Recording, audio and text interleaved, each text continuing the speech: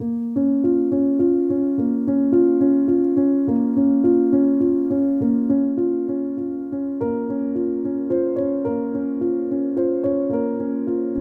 terjadi lingkungan Kelurahan Sampodo, Kecamatan Wara Selatan, Kota Palopo, Sulawesi Selatan.